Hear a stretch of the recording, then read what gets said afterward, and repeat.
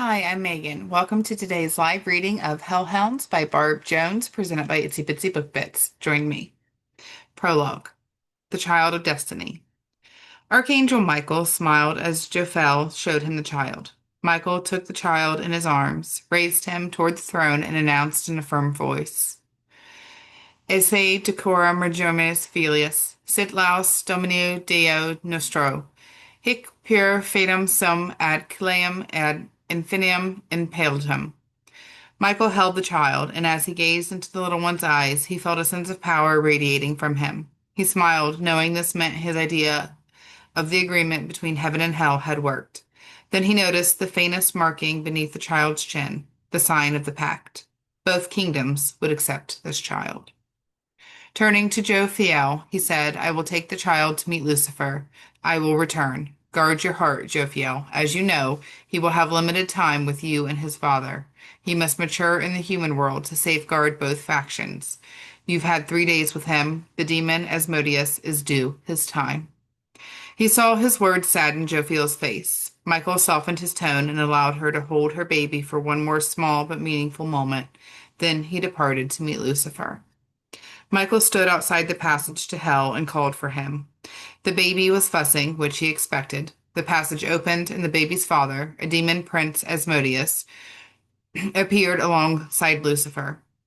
Michael showed reverence when addressing the demon, as the pact required, and for the sake of the child. With a nod and a smile, he handed the baby to Prince Asmodeus. The kingdom of heaven has already marked this child. It is time for hell's kingdom to do likewise. I will return in 3 days, since he has already spent 3 days with his mother in heaven. Guard him well, Lucifer and Prince Asmodeus. He is a child of the pact. He is strong, Michael. Look, Lucifer, my liege, he will guard the kingdom of hell. Asmodeus smiled at his son. Michael interrupted the tender moment to speak to Lucifer. Remember the pact, brother. It binds heaven and hell and places this child at the center.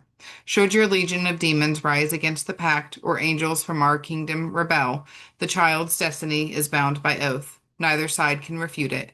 Death, whether demon or angel, will follow when the child fulfills his destiny.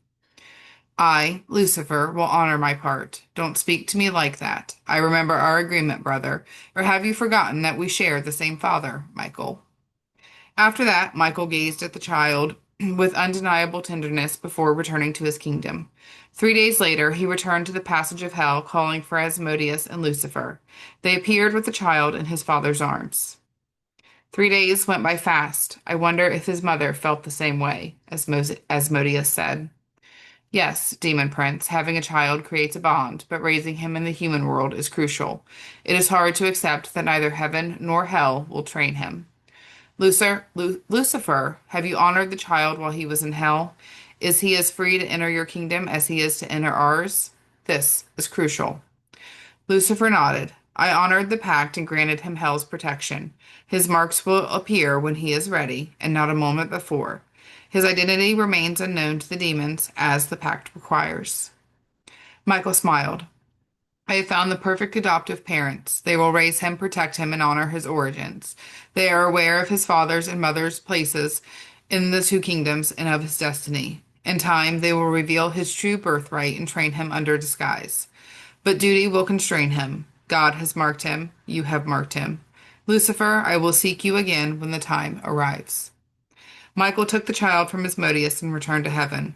It was now his turn to protect the boy and bestow his gifts upon him.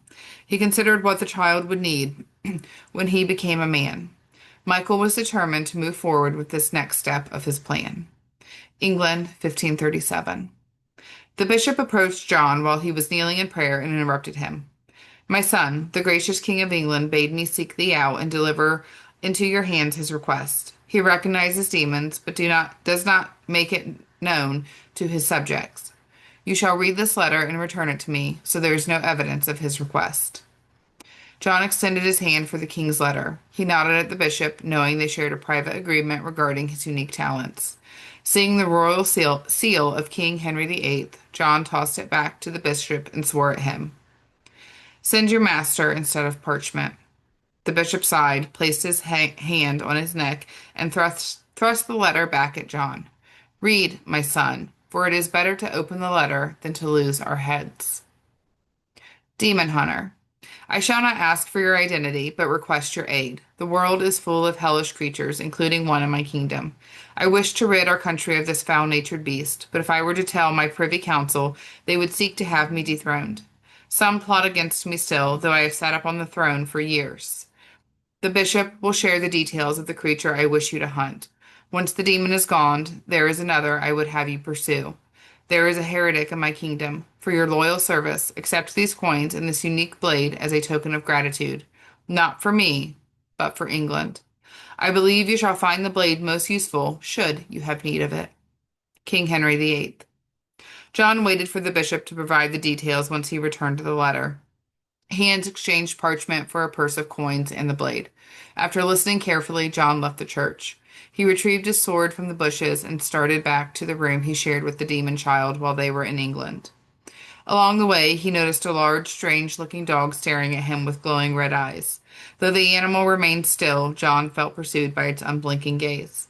Oddly, he had seen the same dog in different points in his life, though he had never approached it. He disregarded the beast and returned on his way. Rounding a corner, he collided with a striking woman. Her upward glance revealed demonic features. Her long dark hair spilled down her back, and the dress she wore barely contained her ample chest. She seemed out of place here. Her hand brushed his arm as she whispered, "Son of Asmodeus," before vanishing. John shrugged, unsettled that he hadn't killed a demon, though he figured it was for the best. He had heard rumors about the king and had come to England to investigate. While he agreed with some of Henry VIII's positions, he worried for the women the king married. Wandering the countryside, John observed demons living among unsuspecting peasants. He knew his duty, and since the king had asked for his aid, he felt bound to oblige. Demon hunting was his expertise, yet within him stirred a myriad of emotions. Perhaps one day he would come to understand them. Chapter 1. Hell, present day. Demon princes fought at the council table, discussing recent events with the demon hunter. Balaam slammed his fist against the table, demanding silence. Asmodeus sat back and watched timbers flare. "Silence, fools," the demon hunter. The demon hunter had the key when Astaroth fought him last before turning tail and running away. "We are demons, not cowards." Then the bastard hunter went silent. He left his apartment and our demons lost him. We need a plan to control the key.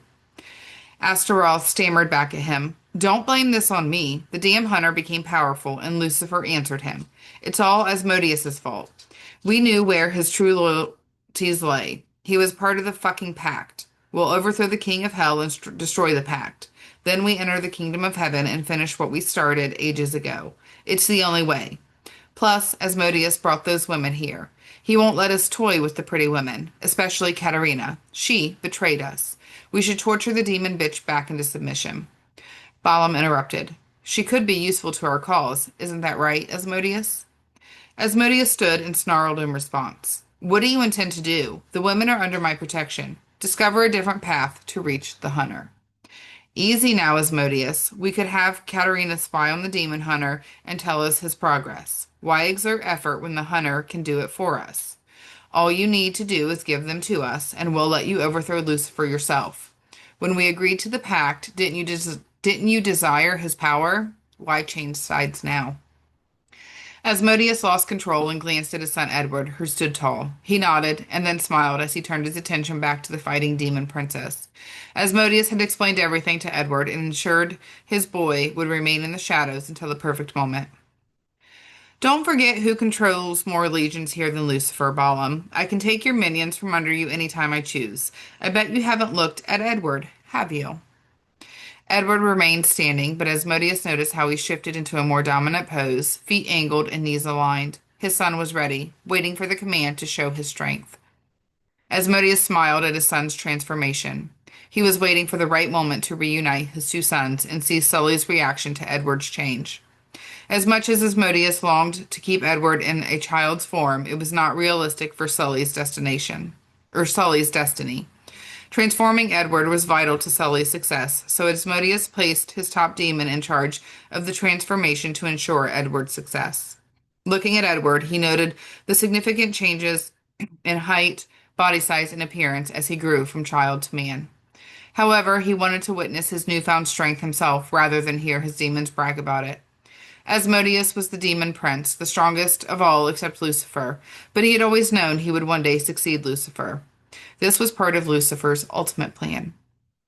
Balaam changed his tone once Asmodeus pointed out Edward's changes. He could see Balaam seething. What is this, Asmodeus? Sending that child demon back to the hunter to kill us all? See, Astaroth, Beelzebub, Asmodeus feels the need to alter his child's appearance, but he still thinks like a child, acts like one too. That's where Asmodeus proves he is not capable of being one of us. Edward clenched his fist, and Asmodeus placed his hand on them to hold him back, to no avail. Demon princes, you think of me as a child? Then take me on. I am no longer a child. I can destroy each of you here with no one's help. Edward flexed his new muscles and cracked his neck. Asmodeus smiled, thinking how similar this was to Sully. That's when he realized Edward had watched and imitated the demon hunter's moves during the time with him. Two different mothers, two different paths, yet each son seemed connected to the other. Former child, now a man. Edward moved with the body dynamics of a muscle-bound athlete and an intelligence so keen and strategic it would only help the hunter protect both heaven and hell. Asmodeus had ensured his son's good looks and prowess. Edward wore his dark hair pulled back into a ponytail, and his back was covered with demonic tattoos. Why not give his son a gift to attract mortal women above? Balaam shifted but remained silent. He responded with another fist slam on the table. Astaroth hung his head in silence and left the council chambers, leaving Asmodeus and the others staring at Edward. Only Asmodeus smiled. Then Balaam left.